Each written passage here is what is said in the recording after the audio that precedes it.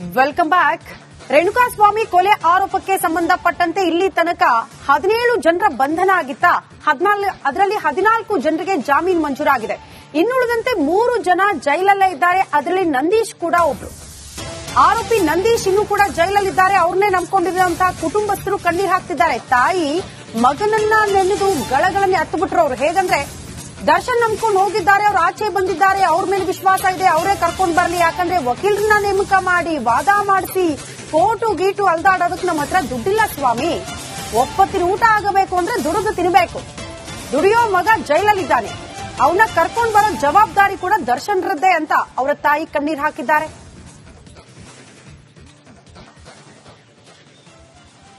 Sir ಈಗ ಅವ್ರು ಬಂದವರೇ ಅವ್ರ ಮೇಲೆ ಡಿಪೆಂಡ್ ಅಷ್ಟೇ. ಇನ್ನೇನು ನಾವ್ ಹೇಳಕ್ಕಾಗುದಿಲ್ಲ, ನಮಗ್ ಗೊತ್ತಿಲ್ಲ. ಅವ್ರು ಬಂದವ್ರೆ ಅವ್ರ ಮೇಲೆ ಡಿಪೆಂಡ್ ಮಾಡ್ಕೊಂಡು ನಿಮ್ಮ ಮೇಲೆ ತೀರ್ಮಾನ ತಗೋದು ಅವರೇ ತಗೊಳ್ಳಿ ಅಷ್ಟೇ, ಏನು ಇಲ್ಲ.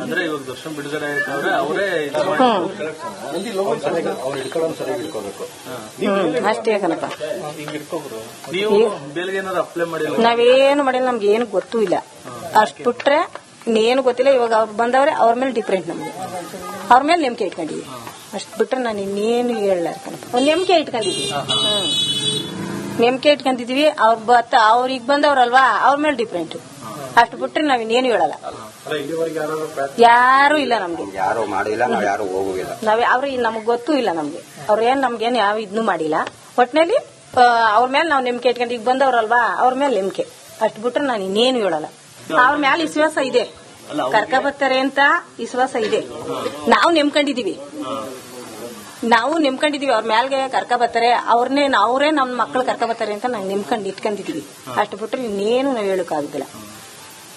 ನನ್ನ ಅಳಿಯನೇ ನನ್ನ ಮಗಳೇ ಮಾತಾಡ್ತಾ ಇರೋರು. ಯಾರ ಜೊತೆಲಿ ನಿಮ್ ಜೊತೆಲಿ ಅವ್ರ ಎಲ್ವೇ ಮಾತಾಡಿದ್ರು. ಅಷ್ಟು ಬಿಟ್ರೆ ನಮ್ಗೆ ಇನ್ನೇನು ಗೊತ್ತಿಲ್ಲ. Welcome back. ರೇಣುಕಾಸ್ವಾಮಿ ಕೊಲೆ ಆರೋಪಕ್ಕೆ ಸಂಬಂಧಪಟ್ಟಂತೆ ಇಲ್ಲಿ ತನಕ 17 ಜನರ ಬಂಧನ ಆಗಿತ್ತ. ಅದರಲ್ಲಿ 14 ಜನರಿಗೆ ಜಾಮೀನು ಮಂಜೂರಾಗಿದೆ.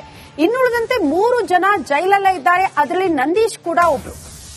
ಆರೋಪಿ ನಂದೀಶ್ ಇನ್ನೂ ಕೂಡ ಜೈಲಲ್ಲಿದ್ದಾರೆ. ಅವ್ರನ್ನೇ ನಂಬ್ಕೊಂಡಿರುವಂತಹ ಕುಟುಂಬಸ್ಥರು ಕಣ್ಣೀರು ಹಾಕ್ತಿದ್ದಾರೆ. ತಾಯಿ ಮಗನನ್ನ ನೆನೆದು ಗಳಗಳನ್ನೇ ಹತ್ತುಬಿಟ್ರು ಅವ್ರು. ಹೇಗಂದ್ರೆ ದರ್ಶನ್ ನಂಬ್ಕೊಂಡು ಹೋಗಿದ್ದಾರೆ, ಅವ್ರು ಆಚೆ ಬಂದಿದ್ದಾರೆ, ಅವ್ರ ಮೇಲೆ ವಿಶ್ವಾಸ ಇದೆ, ಅವರೇ ಕರ್ಕೊಂಡು ಬರ್ಲಿ. ಯಾಕಂದ್ರೆ ವಕೀಲರನ್ನ ನೇಮಕ ಮಾಡಿ ವಾದ ಮಾಡಿಸಿ ಕೋಟು ಗೀಟು ಅಲ್ದಾಡೋದಕ್ಕೆ ನಮ್ಮ ಹತ್ರ ದುಡ್ಡಿಲ್ಲ ಸ್ವಾಮಿ. ಒಪ್ಪತ್ತಿನ ಊಟ ಆಗಬೇಕು ಅಂದ್ರೆ ದುಡಿದು ತಿನ್ಬೇಕು. ದುಡಿಯೋ ಮಗ ಜೈಲಲ್ಲಿದ್ದಾನೆ, ಅವನ್ನ ಕರ್ಕೊಂಡು ಬರೋ ಜವಾಬ್ದಾರಿ ಕೂಡ ದರ್ಶನ್ರದ್ದೇ ಅಂತ ಅವರ ತಾಯಿ ಕಣ್ಣೀರು ಹಾಕಿದ್ದಾರೆ.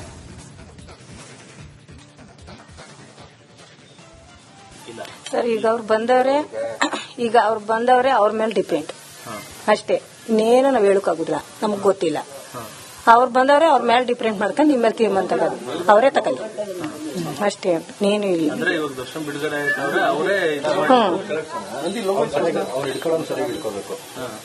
ಅಷ್ಟೇ ಕಣಪ್ಪ. ನಾವೇನು ಮಾಡಿಲ್ಲ, ನಮ್ಗೆ ಏನು ಗೊತ್ತೂ ಇಲ್ಲ.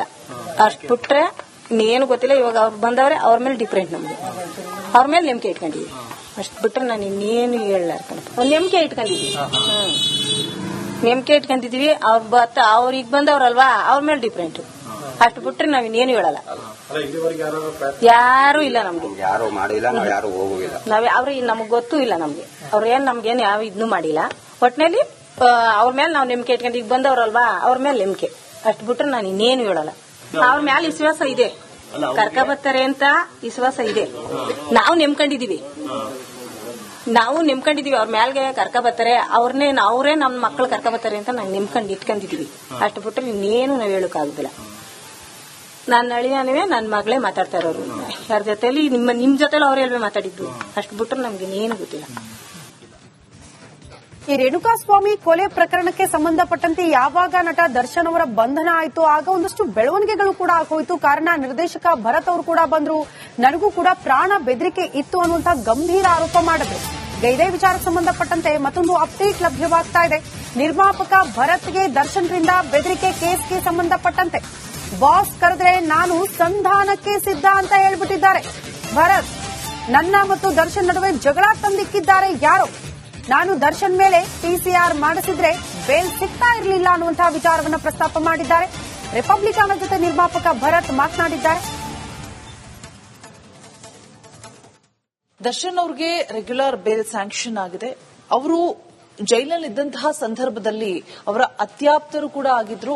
ಪ್ರೊಡ್ಯೂಸರ್ ಭರತ್ ಅವರು ಒಂದಷ್ಟು ಆರೋಪಗಳನ್ನ ಮಾಡಿದ್ರು ಅವರ ಮೇಲೆ. ಆ ಕೇಸ್ ನಡೀತಾ ಇದೆ, ಏನಾಯ್ತು, ಎಲ್ಲಿಗೆ ಬಂತು, ಅವರ ರಿಯಾಕ್ಷನ್ ಏನು, ಈ ಒಂದು ವಿಚಾರದ ಬಗ್ಗೆ ಎಲ್ಲವನ್ನೂ ಮಾತನಾಡಿಸ್ತಾ ಹೋಗ್ತೀನಿ.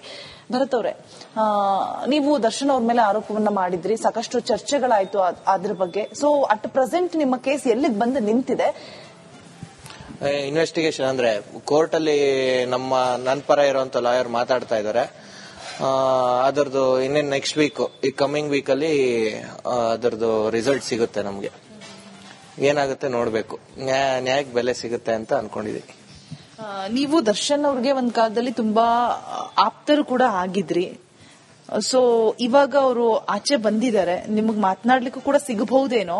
ಸೊ ಮಾತನಾಡಿಸುವಂತಹ ಪ್ರಯತ್ನ ಏನಾದ್ರೂ ಮಾಡ್ತೀರಾ? ಅಂದ್ರೆ ಆಗಿರುವಂತಹ ಒಂದು ಮನಸ್ತಾಪಗಳಿಗೆ ತೆರೆ ಹಿಡಿಯುವಂತಹ ಕೆಲಸವನ್ನ ನೀವೇನಾದ್ರೂ ಹೋಗಿ ಮಾತನಾಡೋದು, ಆ ರೀತಿ ಏನಾದ್ರೂ ಪ್ಲಾನಿಂಗ್ಸ್ ಇದೆಯಾ ಅಂತ ಅನ್ಕೊಂಡಿದೀನಿ. ಯಾಕಂದ್ರೆ ಇವಾಗ ತೊಂದರೆಲಿದ್ದವ್ರು ಮತ್ತೆ ತೊಂದರೆ ಕೊಡಕ್ ನನಗೂ ಇಷ್ಟ ಇಲ್ಲ. ನೋಡೋಣ, ಟ್ರೈ ಮಾಡೋದನ್ನ ಮಾಡ್ತೀನಿ.